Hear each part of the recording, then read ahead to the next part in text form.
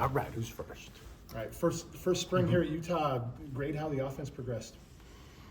Yeah, it was. We've got a lot of work in through these. I guess today's practice 14. We made a lot of progress, a lot of discovery with everybody. So feel good about where everything's at with the direction we're headed, and it's just you're always just moving forward, looking to improve, looking to make things better. So been a really productive spring, and still got a lot of work to do. Summer, fall camp to get ready for the season.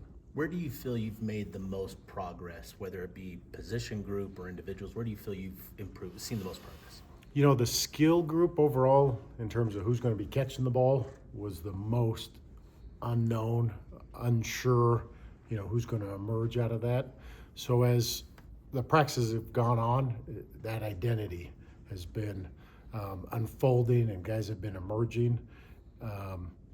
It's having been through a similar process at a couple other times and places, that will continue. And some guys kind of peak early, may fall off, and vice versa. Some guys can be a little slow to get going for one thing or another, just confidence or but then that thing can catch fire. So by no means is anything solidified, but that's definitely emerged and has grown quite a bit for us. I asked Jim and Freddie the same thing, but your perspective zoomed out a little more. What remains the top of your checklist post-spring? Now, obviously, a practice and a scrimmage left, but what stands out is something you still have to accomplish before fall? The development of the quarterback depth, that's come along quite a bit with the direction it's headed, and just you have to prioritize certain things and reps, and there's only so much of that. And so we got to a point where we identified kind of who the top three were and getting those guys reps to develop that. But then the skill guys, but going forward, it's going to be, we brought Wayshawn along slowly because he had a, kind of a minor surgery when he got here. So we brought him along slowly. Coach Atawaya has a great background with him and knows what he can do. So we're a little bit focused in on the other running backs and what they can add to the group. So fall camp will be, let's really pour into Wayshawn to get him at a really good place for week one, as well as the continuing developing the quarterback depth, and then and letting those skill guys, the guys catching the passes, emerge with what they're doing. Speaking on quarterback depth, Bird has kind of, taken that next step the first little bit of spring. What have you seen from him in his development so far? Yeah, we were bringing him along slowly. I always look to focus on things they can do well, keep it pretty limited, and hope you can have some success. Because if a kid can be confident, then you're able to bring him along. And he just really did really nice things right away doing that. And so he kind of emerged as being in that top three. So then we really sunk a lot more reps into him and eventually kind of took those training wheels off at a much higher level just to cut it loose more. And through all of that, he just made good decisions, got the ball to the right people, and when things weren't great, he could just extend the plays, take off running, make good decisions that way. So still a lot to develop and grow, but he, as a high school senior, showing up here early, he's got a lot of great work in this spring and has really improved, and really feel good about where he's at and what direction he's going. Kyle obviously mentioned that wide receiver is a spring portal kind of target. If you guys are able to get somebody, just as offensive coordinator, how have you seen your wide receivers room develop? And if you are able to go get somebody in the portal, what traits are you looking for in that room? Yeah, we've had guys emerging with their roles and what they do and how they can do it and all that.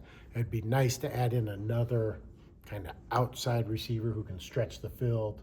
And so we'll look for that in the portal. But we have an interesting mix of older guys who transferred in and young guys who are having an opportunity to really make a name for themselves. But this is, their first spring ball, or, they're young players who are emerging. So it's, yeah, really like the way it's coming along. But if we can add another receiver to that mix, specifically kind of an outside guy with some speed to help stretch things, that'd be a nice addition. Quarterbacks usually get better as they get more experience, and particularly with Dampier from last year to this coming year. How much improvement do you expect? I do expect improvement from Devin. He's a very conscientious kid. He works hard, and when you have specific things like, hey, we got to focus on this, he has a great ability to do that and make good strides. So I do expect that with him. It's a little bit of a different boat than if you're coming back with the same, a lot of the same stuff. So a big part of this spring was, we got Dev a little over half the reps because it's all about getting everybody else chemistry, timing, all that development with Dev, as then that other almost 50% of the reps are going towards developing Isaac and developing, Bird at the QB spot. So that's kind of been the thing going forward. But a lot of it is getting everybody else on board and on the same page and working with, developing that chemistry with Dev. More than, you have some of that already going and you're looking to build upon that. Yeah. Because it's new. Yeah, because it's new with the people. Right. System-wise, same, but with the people, new. And so that's what I would say fall camp is going to be the next, because a lot of that chemistry's happened. There may be a new guy or two to get going, but now it's taking strides forward with everybody in their chemistry together. Has With all the ability on the offensive line, how exciting is that for you as a play caller to have an offensive line that can do so many different things? Well, I mean, it's, we always look at what the quarterback can do and then what can the O-line do. And with the O-line, they are talented and they've had a lot of game experience. So there's not things that you're going, I'm not sure if the O-line can, do this. Sometimes you run into your guards aren't athletic enough to pull, or your tackles holding up on the D ends by themselves, or your ability, at the center spot to get up to the second level. But with the O-line, they can do those things. So there's not limitations that way that are holding you back. And so it's a huge strength. And a lot of the leadership comes from that group. They're the leaders of the offense. They're the experienced voices. They're the better players.